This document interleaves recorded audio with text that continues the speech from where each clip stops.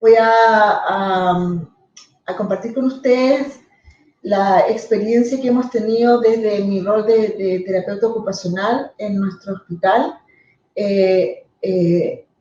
en pandemia, cómo nos ha cambiado un poco la vida y cómo hemos debido cambiar nuestros procesos y nuestros procedimientos para atender a los pacientes quemados en esta nueva perspectiva. Antes de empezar, quería contarles que mi trabajo se realiza en un hospital especializado en accidentes de trabajo. Los pacientes que nosotros atendemos con quemaduras son pacientes que han sufrido accidentes en la realización de su trabajo.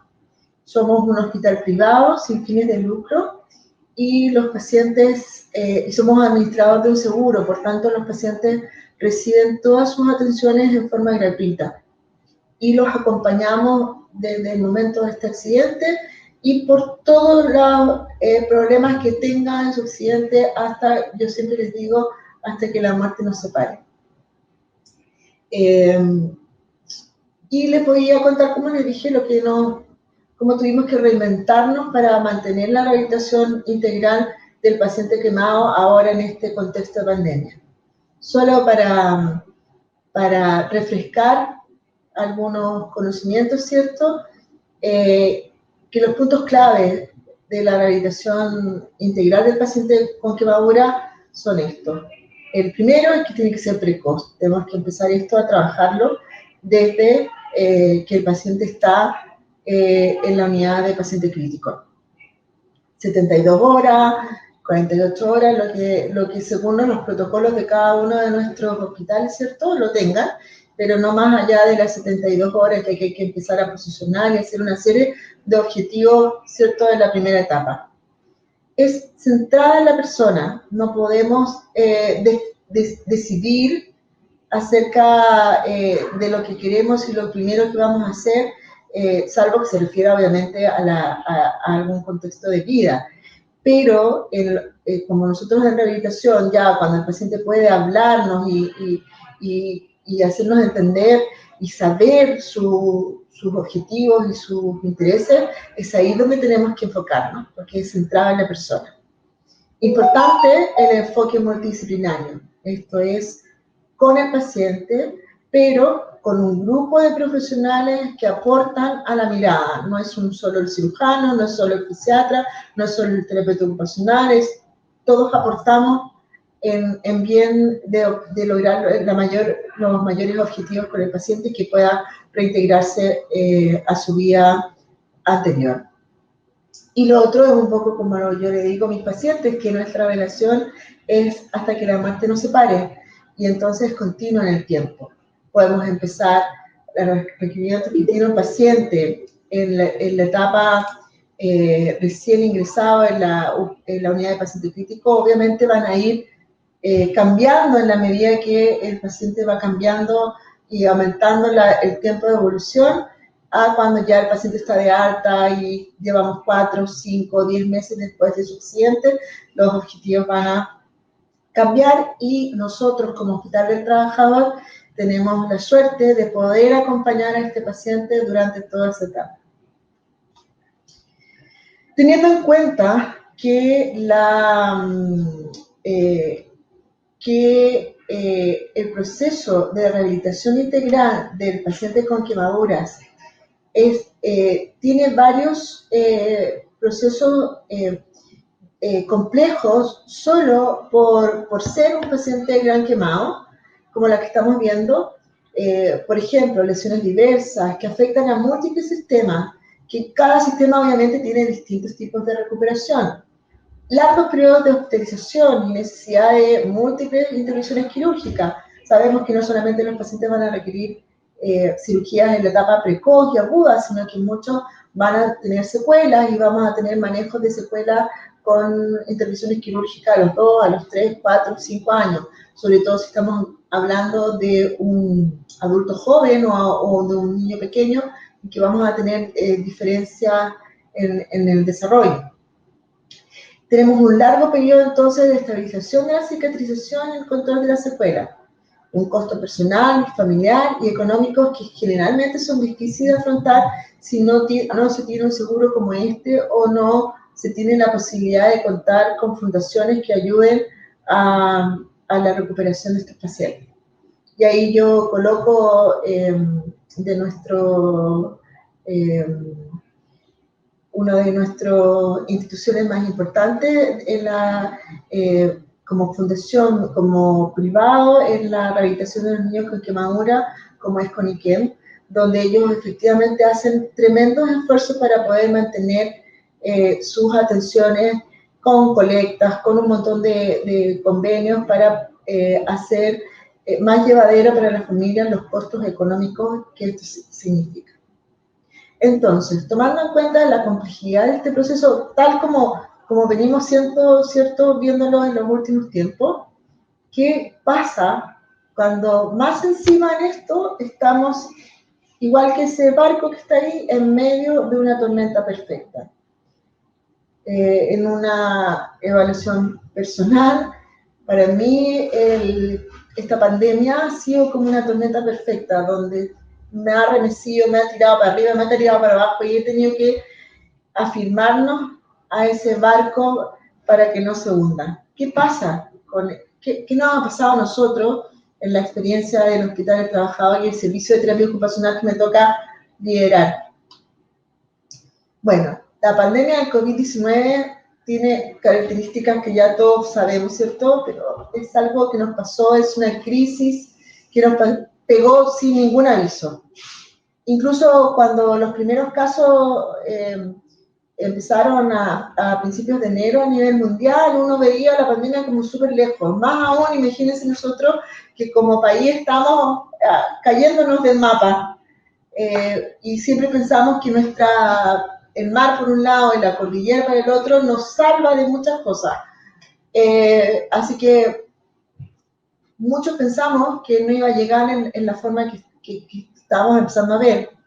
Y eso habla de que fue mundial, ¿cierto? No hay país que se haya salvado y que no haya participado en esta tremenda tormenta. Y algo importante fue estos largos periodos de cuarentena que significó restricciones de movimiento, significó en nuestro caso, ¿cierto?, que nuestros pacientes ambulatorios no pudieran llegar a sus terapias, significó también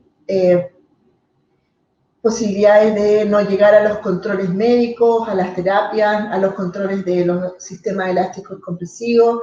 Significó muchos problemas de dejar de hacer, no porque quisieran, sino porque estaban obligados a permanecer en sus hogares.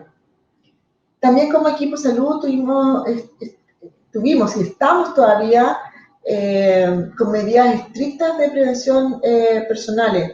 El uso de los elementos de protección personal ha hecho, obviamente, nuestra labor es un poco más complicada, más incómodas, y también, como vamos a ver, ha interferido también en lo que tiene que ver con la interacción que tenemos con el paciente. Algo que nos pasó a nosotros también fue la suspensión de las reuniones y las visitas presenciales, que eran significativamente importantes, cómo este equipo multidisciplinario iba cama por cama viendo al paciente, evaluando ahí in situ las lesiones, cosa que ahora es impensable, porque más de 10 personas en una habitación es todavía, al menos en nuestro hospital, impensable, improbable, por lo que tiene que ver con los aforos. La suspensión también de las visitas de las personas significativas. Nosotros solamente hace un mes estamos recién retomando que los pacientes tengan la posibilidad de que sus familias o sus personas significativas los empiecen a visitar. Y eso obviamente lo que significa no solamente en lo emocional, sino que también en el despertar, como lo vamos a ver, episodios importantes de desorientación o inicios de delirio importantes cuando el paciente empezaba a despertar. Y como yo les decía, lo primero fue que esta visita multidisciplinaria y de muchas personas al interior de la sala de cada paciente ya no se puede hacer. y todavía nosotros no sabemos cuándo las vamos a retomar. Y entonces el primer cambio es que no dejamos de hacer estas visitas porque efectivamente esta reunión semanal donde se estudia a cada paciente es absolutamente necesaria. Así que lo que hicimos fue adaptarnos y realizar estas reuniones en forma virtual a través de un sistema que nosotros tenemos que se llama Teams, que ustedes también deben tenerlo, y entonces la parte física de observación, los médicos, nuestros cirujanos, se organizaron y sacan fotos recientes del paciente del día anterior, y entonces así podemos verlo en vivo e indirecto y cada uno de los participantes está conectado en un día, la fecha y el horario y lo hacemos exactamente igual como si estuviéramos presencial. ¿Cómo hacer también lo que yo decía, el uso de elementos de protección personal? ¿Cómo vuelvo a hacer mi trabajo cuando tengo que vestir lo que ustedes ven ahí? Ese es nuestro traje habitual en la época más complicada de la pandemia. Entonces, ¿cómo ir, cómo estar ahí en la unidad de paciente crítico con un paciente donde tengo que, cómo puedo hacer, cómo puedo cambiar, cómo puedo hacer distinto mi trabajo cuando mi indumentaria también me hace estar diferente y donde el paciente me ve absolutamente de una forma distinta? Y entonces, ahí obviamente tuvimos que hacer un replanteamiento y enfocarnos a los objetivos de terapia ocupacional en la etapa precoz, que ustedes, yo ya he hablado al respecto en otro congreso, en otra instancia, pero que aquí ven ustedes las que son habitualmente las que más hacemos, el posicionamiento, obviamente que nuestra primera enganche con el paciente, pero estuvimos viendo también que el manejo del delirium fue una de las cosas importantes que tuvimos que manejar, más aún en pandemia, y junto con la independencia y la actividad de la vida diaria, la recuperación funcional, la terapia de apoyo y el manejo de contractura. Pero muy importante en este momento fue cómo apoyamos al paciente en el manejo del delirio y cómo adecuábamos todo lo que tenía que ver con las actividades, que todo fuera desechable, que todo fuera desechable, descartable, que pudiéramos trabajarlo con guantes, que el paciente pudiera manipularlo y que no se echara a perder con alcohol, etcétera. Todo eso tuvimos que cambiar para estar acorde a los requerimientos del control de infecciones del hospital. Y como yo les decía, la prevención del manejo del delirium es algo muy importante. Generalmente lo estábamos haciendo en general, pero en el caso de los pacientes quemados, el despertar, sobre todo cuando eran con quemaduras de vía aérea, donde requerían intubación, ¿cierto? En general, habitualmente el delirio está, pero se subsana rápidamente. En este caso, no se hacía porque de alguna forma estábamos, creo que lo puse al revés, porque ¿cómo prevenirlo y cómo pensar que ese paciente va a despertar en forma más tranquila cuando primero nos ve como monstruo? Si se fijan en esta despertarse con esta cara y con estos aditamentos, no es muy agradable. Entonces ya con eso el paciente se desorienta aún más porque no ve una cara humana habitual. Si también vemos, no tiene su familia, no tiene contacto con la gente significativa, que también hace que el paciente se sienta un poco más controlado, ayuda a la orientación, ayuda a calmarlo. Entonces tenemos un paciente que está muy desorientado, que sale y no sabe dónde está, no hay elementos que le ayuden. Entonces, en esta etapa nosotros trabajamos arduamente también con el equipo de la unidad de paciente crítico en favorecer un manejo ambiental, cómo este paciente se reconectaba progresivamente con el medio. Y ahí hicimos contacto con su familia para que, como ustedes ven ahí en la foto, cómo nos conseguimos fotografías, imprimimos en grande para que viera rostros conocidos, nos dieron datos, pusimos carteles en la pieza con calendario, con información como ustedes ven ahí de dónde estaba el paciente, de manera de apoyarlo. Orientaciones repetitivas y relación con el medio, no solamente con nosotros, sino que fue un trabajo con todo el equipo en que le explicábamos que tenían, cada vez que atendían al paciente, tendrían que presentarse, orientando el tiempo y espacio. Algo muy importante es la normalización de los ciclos circadianos, y ahí es responsabilidad de cada una de las personas que entraba a esa sala, de apagar la luz en la noche y encender y mantenerla encendida durante el día.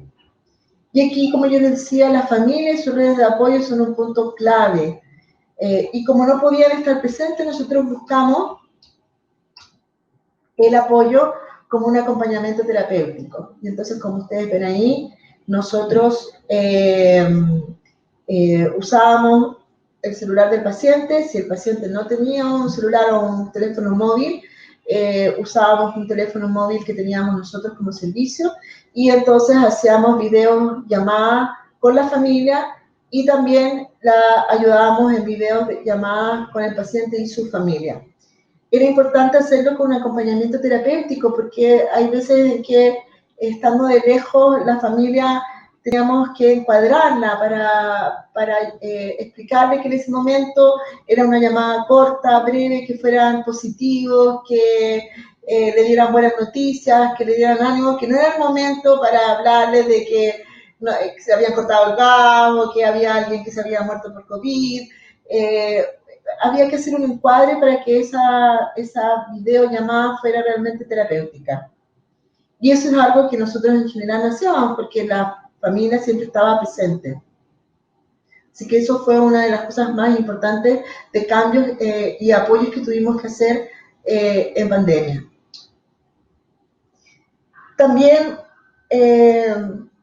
algo que fue muy, muy triste, no nos pasó con pacientes quemados, pero en la etapa, nuestro hospital recibió muchos pacientes de COVID. El Ministerio de Salud chileno pidió a todas las instituciones privadas de salud que atendiéramos pacientes COVID, así que se armó aquí una UCI de casi 30 camas, y donde nosotros tuvimos en la primera etapa del año pasado varias muertes, cosas que no estábamos acostumbrados, y para ayudar a esta muerte digna y solitaria que tienen los pacientes COVID, hicimos esta adaptación, que es una mano de acompañamiento para que el paciente moribundo nunca se sintiera solo. Es una de las cosas más fuertes que nos ha tocado hacer, pero sentimos orgullosos de que pudimos aportar, sobre todo el año pasado. Este año, gracias a Dios, estuvimos un poco más, no con menos casos, pero sí con protocolos más establecidos, y nos tocó mucho menos ver tanta muerte como pudimos ver el año pasado. En términos, cuando en la parte ambulatoria, como yo les decía al principio, las medidas ministeriales limitaron o dificultaron la asistencia de los pacientes a sus terapias. O la evitaron, aunque teníamos un pase de movilidad, cuando tú tenías una hora médica, no era posible que los pacientes vinieran todos los días a su tratamiento como habitualmente lo hacíamos. Y entonces tuvimos que recurrir a lo que es la telerehabilitación, donde hicimos una protocolización de una atención, donde dimos 25 minutos para una atención en forma telemática. Diseñamos actividades que fueran posibles de ser replicadas en el hogar, y también entregamos kits de actividades impresas. La sesión se desarrolló en un contacto telefónico o video. La verdad que videoconferencia era lo mejor, usamos mucho el WhatsApp. Esto obviamente dependía según la disponibilidad de tecnología del usuario, y tuvo una frecuencia semanal de 4 a 5 contactos según la necesidad. Si ustedes se fijan, estas son fotografías que nos mandaban los pacientes, y entonces tenemos un paciente pintando, un paciente haciendo nudo, el otro pintando una pared, porque buscábamos que las actividades que ellos hacían con nosotros acá pudieran ser replicadas en sus casas con los elementos que ellos tenían. Y como nuestra base en el tratamiento de terapia ocupacional es la actividad con propósito, la verdad que todo servía. Era solamente tratar de tener un poco de astucia y de creatividad para decirle al paciente, mira, para eso nos sirve que pele una manzana, que troce un plátano o una banana, que limpie los vidrios de su casa, que barra el patio, etc. Y con eso, con un control diario, porque también teníamos que asegurar que el paciente lo hiciera. Acá tenemos otra visión, donde dos controles fotográficos, donde el paciente está cosechando uvas, un paciente con una quemadura eléctrica, y tenemos otra paciente que está trabajando ahí con tallarines, con fideos, espagueti que vienen prehechos, donde le estamos pidiendo que los cortara en pedacitos pequeños para trabajar la tensión resistida. Cuando empezamos a hacer la teleorganización nos dimos cuenta de que el control de la actividad, cómo saber que el paciente estuviera haciendo la actividad que nosotros le estábamos diciendo por teléfono, era una de las cosas que teníamos que trabajar. Y entonces ahí nuestro ideal de contacto era a través de la videollamada, porque a través de la videollamada nosotros podíamos ver que el paciente estuviera haciendo lo que nosotros le estábamos pidiendo. Pero hay veces que no se podía, porque el paciente no tenía internet en su celular, o no tenía acceso, o era de mala calidad, y entonces ideamos que al menos 2 veces a la semana el paciente tenía que mandarnos un reporte de la actividad a través de un video. O sea, él podía filmar el video en cualquier momento del día y mandarnos a través del celular. O podía ser, si no tenían la posibilidad del video, a través de una fotografía. Y si el paciente no manejaba mucho la tecnología, lo podía hacer a través del familiar responsable. Y cuando obviamente no había ninguna posibilidad de que el paciente entregara o comprendiera la información que nosotros le estábamos pidiendo, o no teníamos posibilidad de que nos mandaran un video o una fotografía, lo que hicimos es que ese paciente sí o sí tenía que venir a un control presencial a la semana. Y para tener un orden, porque sin orden, la verdad, y sin registro, es muy complicado tener la seguridad de que el paciente me envió la información. Hicimos esta tabla en un Excel, donde colocábamos el terapeuta, el nombre del paciente, su número que lo atendía, y cuáles habían sido los reportes del control de la actividad entregados y qué había sido, si era video, si era videollamada, porque necesitábamos tener un control de que el paciente efectivamente lo estaba haciendo.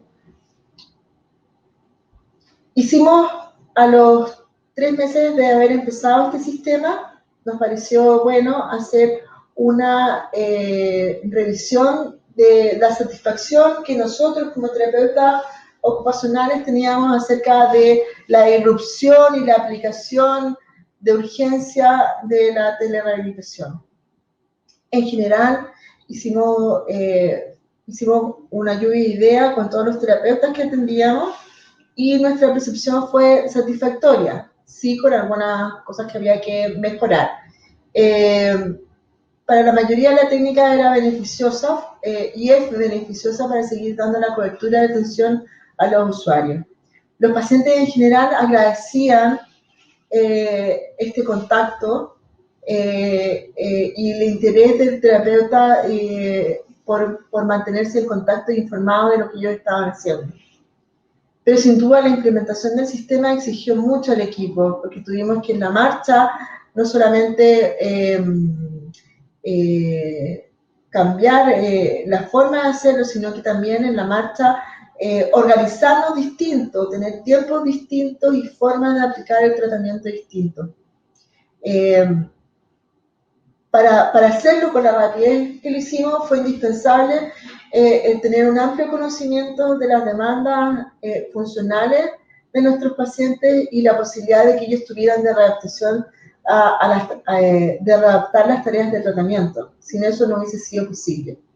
Y también exigió buscar para nosotros organización personal y evitar la superposición de tareas. Ahí tenemos una colega que está haciendo su trabajo desde la casa, porque en los meses más álgidos del año pasado nosotros hicimos turnos de una semana presencial y una semana en teletrabajo para así protegernos y que no fuera a pasar que nos enfermáramos todos a la vez y también disminuir el riesgo de enfermarnos.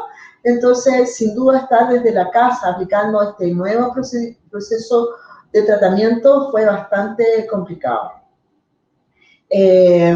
Y sí, necesario combinar sesiones presenciales siempre para realizar un control más exhaustivo y ver realmente los avances y las actividades a desarrollar. Creemos que la telerehabilitación es una técnica beneficiosa, pero que tiene que ir acompañado de atenciones presenciales para llevar este control y poder llevar también el control de la evolución real del paciente. Las reflexiones que la crisis exigió dar lo mejor de nosotros, que es un evento crítico que dejará cicatrices en cada uno de nosotros, que nos exigió una amplia capacidad de adaptación y compromiso, y que nada es imposible si nos unimos. Y nuestra esperanza es que esta tormenta perfecta que nos tumbó, que nos elevó, que nos bajó, pase como las tormentas tropicales que ustedes tienen en Colombia, que me tocó en aquella vez en Cartagena vivir una, donde creía que el mundo se iba a acabar de lo fuerte que llovía, pero en un momento salió el sol y volvió la calma. Nosotros estamos en una calma actualmente, retomando recién algunos protocolos habituales, pero tenemos la fuerte convicción de que esto va a llegar y que vamos a volver a hacer nuestro trabajo como lo hacíamos antes, pero que estamos orgullosos de poder haber sido capaces de cambiar y de poder haber seguido atendiendo a nuestros pacientes con altos logros de calidad. Eso era lo que quería yo mostrarles, muy agradecida de que ustedes estén presentes ahí